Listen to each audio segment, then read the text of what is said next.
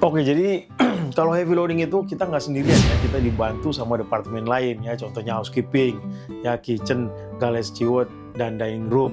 Jadi kalau setiap heavy loading itu kita bisa dapat sampai 14 orang, dari 12 sampai 14 orang ya, tergantung besar kecil kapalnya. Kalau kapal yang agak kecil, otomatis lebih sedikit. Dan ini yang terjadi di perusahaan tempat saya kerja ya, di Holland Amerika lain. Kalau perusahaan lain saya nggak tahu gimana proses loadingnya. Mungkin kurang lebih sama, cuman ya saya nggak mau bahas yang sono karena saya juga nggak ngerti ya. Ini saya ngebahas yang ada di perusahaan tempat saya kerja. Jadi helper itu nanti akan membantu kita. Kenapa kita butuh helper? Karena nanti semua barang yang datang itu, yang datang dari luar, dari supplier kita, lokal supplier di US itu, semua barang itu masih ada di atas palet kayu.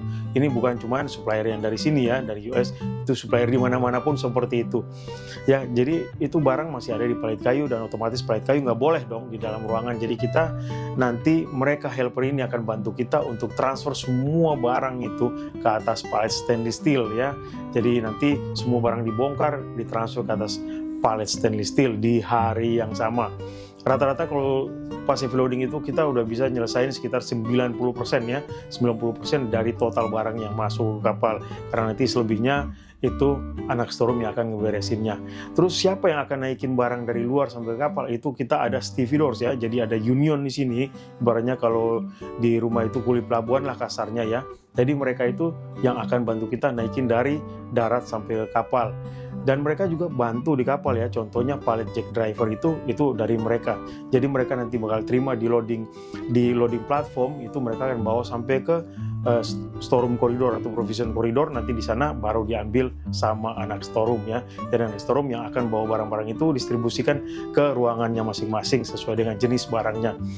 Jadi mulai dari pallet jack driver, forklift driver, sampai checker yang di luar itu sudah ada orang ya, orang dari darat yang di-hire sama company kita untuk membantu kita pada setiap loading.